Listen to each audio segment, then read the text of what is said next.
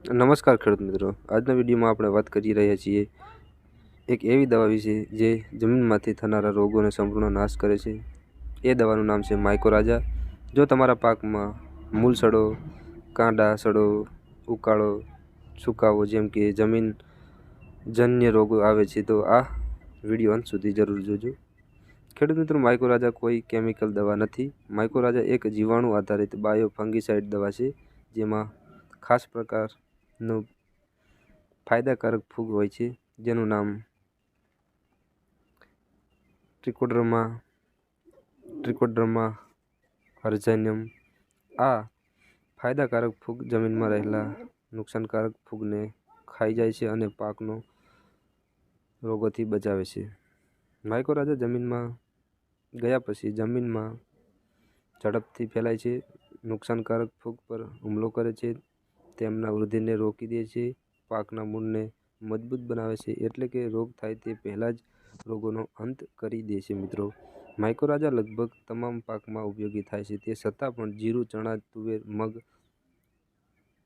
અડદ, મરચું, કપાસ, ડુંગળી, બટાકા, શાકભાજી, ફળ પાક જેવા દરેક પાકમાં આ દવા તમે છંટકાવ કરી શકો છો।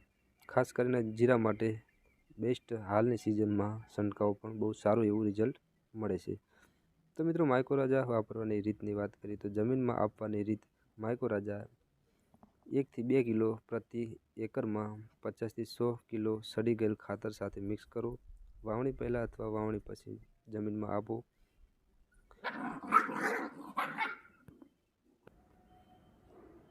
500 ગ્રામ પ્રતિ એકરમાં સાદા પાણી સાથે ડ્રીપમાં આપો।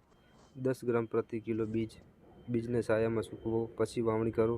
માઇકોરાજાના ફાયદા: જમીનજન્ય રોગથી નાશ, મૂળ મજબૂત થાય, છોડ તંદુરસ્ત રહે, રાસાયણિક દવાનો ખર્ચ ઘટે, ઉત્પાદન વધે, જમીનની ઉર્વરતા શક્તિ વધે, પ્રાકૃતિક ખેતી માટે ઉત્તમ। ખાસ ધ્યાનમાં રાખવા જેવી બાબતની: કેમિકલ ફૂગનાશક એક સાથે ન આપવો, સીધી તડકામાં ન રાખવો, ઠંડા અને સૂકા સ્થળે સંગ્રહ કરો।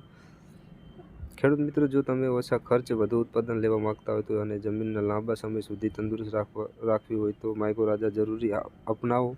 વિડીયો ગમ્યો હોય તો વિડીયોને લાઇક કરજો।